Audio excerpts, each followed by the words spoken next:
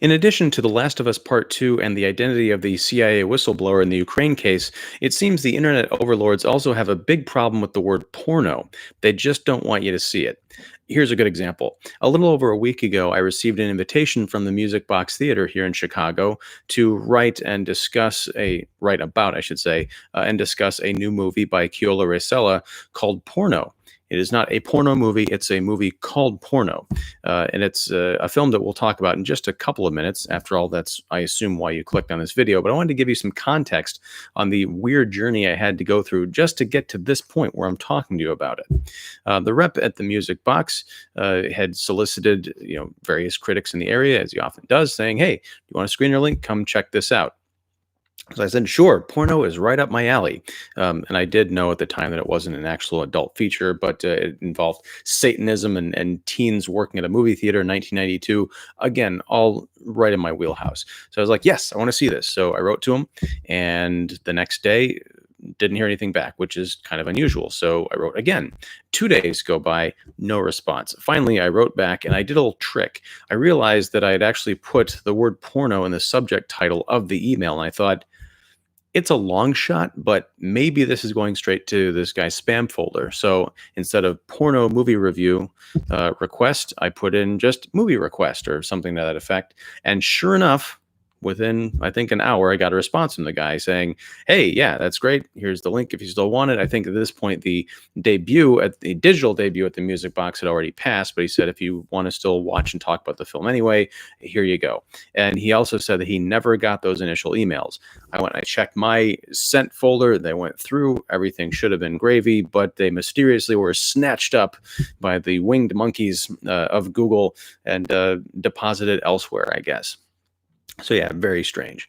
I do want to talk about this Music Box digital debut for a second before we get to the actual porno review, and it all is of a piece, I promise. Much like every other theater in America and most theaters around the globe, I assume, the Music Box Theater has been adversely affected by COVID-19.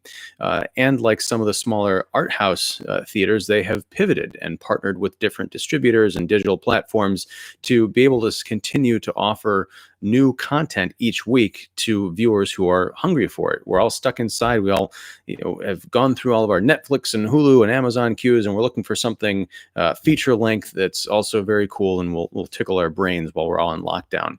So the Music Box has partnered with various entities, and one of them is the people behind Porno. It's a Fangoria co-distribution or Fangoria production, however that works. And so if you rent the film for 48 hours, you can not only experience this movie, which we'll talk about. I'll get to whether I recommend it or not in a minute. That's kind of irrelevant. But just as a model, I think it works very well. You rent the movie for 48 hours, and a portion of those proceeds actually goes to support the Music Box Theater during the shutdown. Now, you may have seen some other major movie studios, not necessarily the theater chains. There's a bit of a war going on right now, specifically between the big chains and Universal Pictures, which is a topic for another day. And there's already been a million videos about that by now, I'm sure. So we'll just kind of skip over that. But Universal is a good example of a studio that had some films that came out right before the pandemic hit, and some that were slated to come out, right in the thick of it. I'm thinking about The Invisible Man, which was a co Blumhouse production. I'm thinking of Trolls World Tour, which has done so well according to the Universal metrics that it has kind of caused this rift where certain theaters are saying, all right, if you're gonna try and bypass the theatrical experience in some way, we're just going to shut you out completely and not show your films. But again, that's a whole other deal.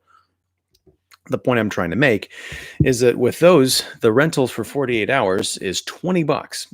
And that's not as much as you're going to pay, or that's way more than you're going to pay to rent a lot of these movies, particularly the Music Boxes, trying to get out there for people to see.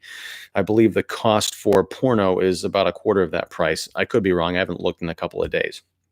But anyway, it's a great deal for the money. And again, it not only supports independent cinema, it also supports an independent movie house, a towering stature. Pardon me, I don't have the bug. It's just a cough. In fact, here's some coffee. Music Box is an institution, a Chicago institution that, if the world were turned right side up, would right now be the site of the 8th annual Chicago Critics Film Festival, of which I'm a proud co-putter honor, I guess. My wife and I do the programs every year. It's a very special event. If you've watched Kicking the Seat or listened to the Kicking the Seat podcast for a length of time, you know that I'm always talking this up every May. So yeah, but the Chicago Film Critics Association puts on this annual festival every year, and it will be back in 2021 in some form or another, and very much likely at the Music Box. So without further ado, let's get to the movie at hand, Porno. Can I recommend it? I can recommend that you rent Porno at the link that's going to be in the description, solely to support the Music Box Theater. Unfortunately, the best way I can put it is it's set in 1992, and indeed it reminds me of going into the video stores in 1992 when I was about 15. I would look at the beautiful VHS box cover art, especially for the horror section, all these great bloody and mysterious images, and you've got some great stills in the back. Oh, I want to see how this all plays out, and in motion picture gory detail. Then you get the movies home, and there's a couple of, we'll call them money shots. That's not a porno pun, I promise. But a couple of good gore sequences, but then surrounded by 80 or 90 minutes of just, dull kind of trash. Now, Porno is not as bad as I just described, but it did put me in that mindset. My mind wandered a lot. I could see what they were going for with this film. It's actually classified as a horror comedy, which is very, very tricky to do. And Racela does not pull it off, in my not so humble opinion. I will say that I have not seen a horror comedy that takes the screaming as comedy effect to quite this extreme. You may know what I'm talking about. In some horror comedies, or even in sitcoms, when someone gets scared, they'll turn a corner and they'll see their friends who they thought was the killer, the monster, or whatever. Yes, I believe that happens in sitcoms. Someone goes downstairs because they hear a noise in the kitchen. It turns out their family members eating a sandwich, and oh my God, they scream, and the other person screams, and it's a big laugh track comedy moment. You see that in horror movies too, where people just scream, and that is supposed to be a catharsis, a laugh moment for the audience, a release, which is fine. But you do that 3, 4, 7,000 times in a single movie, and it just gets to be really tropey and boring. I just wish that the screenplay had a bit more to give. Let's talk about that screenplay. The premise, as I mentioned, is it's 1992. It's a nondescript but small Christian town, as it's described in the synopsis. And there's a group of 5 teenagers, high schoolers to early college age kids, working in this theater, kind of going nowhere. They all discover, after the manager leaves, that the basement that they didn't know existed actually contains a bunch of old film reels. And one of those film reels is a cursed porno flick. Now, there are other movies that I can recommend, and TV shows. I'm thinking of Demons. I'm thinking of, I believe it was the John Carpenter episode of Masters of Horror, the old Showtime series. There's a really good one with Udo Kier and Norman Reedus before he was on The Walking Dead, involving a cursed film. But this one, the kids bring the film up, they put it in the projector. There's a sexy naked demon lady with some very Manos, the Hands of Fate kind of visuals swarming around her, and it essentially psychically infects everybody in the theater. This small crew of people. They begin seeing this demon temptress who seduces them, and generally, I'm not saying generally, that's not a mispronunciation, genitally mutilates a good portion of them in graphic detail. And that's kind of what I'm getting back to the money shots that I mentioned in those earlier videos. Yeah, there is some revolting imagery that's going to get the gorehounds going out there. I was not expecting to see this many fake prosthetic penises. It's like Dirk Diggler meets Friday the 13th or something like that.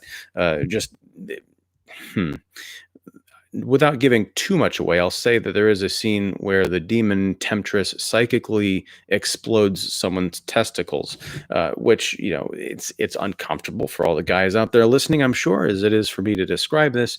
But the visual you've got in your head is terrible.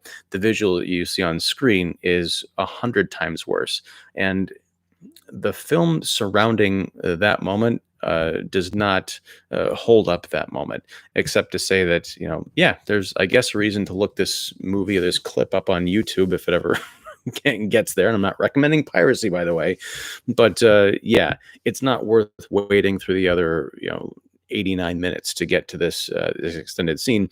On top of that, and I know I'm not supposed to apply logic brain to a horror film or a horror comedy, but I've got to, because they put this out there. They're asking for people to watch it who are not just dumb teenagers, but folks of my generation. I would say this movie is geared to us. It's set almost 30 years in the past. The poster has this kind of retro 70s demon cult poster kind of a thing with a font and everything. It's meant to evoke a retro feel. And the people who appreciate retro things are older people who've been around the block a few dozen times and have seen all of this stuff before. I don't even remember what the point was that I was making. Something to do with the exploded testicles, I'm sure. But yeah, seeing all this mutilation and carnage, I want a bit more development, either some smarts or some humor beyond people just like screaming at each other. Characters that go a little bit beyond the depth of, hey, the one girl working on the crew of this movie theater who's working in this small Christian town. Her name is Chastity. Chaz for short. And she's a goth girl, so that's so ironic. There's a character who, the hot guy who turns out to be secretly gay, and that's not really a spoiler. It's just the first level of the checkbox when you're thinking about, okay, if this is beyond just it's a movie that's commenting on older films. So what are they going to do? They're going to try and subvert your expectations or catch you by surprise.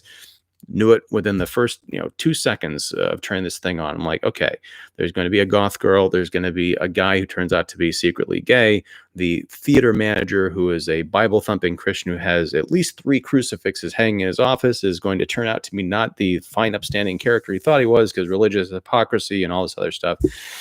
There's going to be the townie who failed at college and came running back, and he's proselytizing all this stuff, but he's got his own issues going on. Oh, I remember the point I was going to make earlier. And I'm sorry, this is all rambling, but I'm kind of just going off the top of my head. Oh my gosh, I lost the point again. My inclination is to stop and start this over again, but I'm not going to do that. So the character that I'm talking about who got his balls exploded, you think that's it. He's turning pale. He's quivering. He can't walk until the next scene when he's not only walking, yeah, he starts off with a hobble, but eventually he's running around. He's doing action movie stuff. And no, it's just not, it's not acceptable. I can't suspend my disbelief. There's not a harness that strong to suspend me in the air that long enough over the chasm of disbelief to make that workable. And there's other, moments like that. This thing just kind of drags on, much like this video review. So I can say that porno is a huge disappointment for me. I had thought that this was going to be, again, something right up my alley. It certainly could have been. I think a much more deft, possibly older filmmaker. I don't know how old this Keola Racela person is. I didn't really look him up that much, but it just has this feel of a kid who heard about what things were like in the 1990s and decided to make a movie about it. It's very much the Stranger Things story, where it's all about the iconography and the posters in the background and the ooh, isn't that so ironic and hip, and old people are old and funny kind of thing, without investing any heart or raison d'etre, as they say, into the script. A much better version of this kind of retro feel, even though it is a PG-13 movie spoofing on horror, like R-rated horror films, is a movie called Final Girls, which came out like 5 years ago. That I can recommend over porno. So I'll wrap this up, I think, except to say, if this sounds like something you're interested in, it's only a few bucks. Rent it, watch it. Let me know in the comments if I'm full of it. I feel like I've been way off base on this independent horror thing. Um, there was, what was that Nick Cage movie based on the Lovecraft thing, Color. I keep thinking blue is the warmest color. That's definitely not the movie. That's closer to porno or a porno. Uh, anyway, oh, Color Out of Space. That's what I'm thinking about. Another music box movie showed there a couple months ago before everything went to hell. But yeah, a lot of people love that movie. I thought it was just kind of dumb and silly, and not in the good, dumb and silly way, even for a Nicolas Cage film. I feel kind of the same way about porno. Doesn't quite go far enough, isn't deep enough, and relies too heavily on cliches and gore to get this old gorehound much enthused about anything going on. So yeah, again, if you watch it and you feel differently, or if you feel the same, please go ahead and leave a comment down below. I'm curious to see how other people react to it. And yeah, if you liked this video, or if you didn't like this video, I'm cool either way. Just leave me a comment. Tell me what you like, what you didn't like. And please subscribe to the channel if this is the kind of thing that you're into. I'm going to be trying to do a bit more of these not live, but commentary type of videos, just to get more comfortable in front of the camera. As you can tell, I'm rambling. Want to get it a little bit more concise in the future. Oh my gosh, it's 17 minutes, people. But so I'm going to cut it short. Thank you for watching. Subscribe. If you are subscribed, make sure you're still subscribed. And I'll catch you later, whenever that is, whatever that is. Thanks very much, and take care.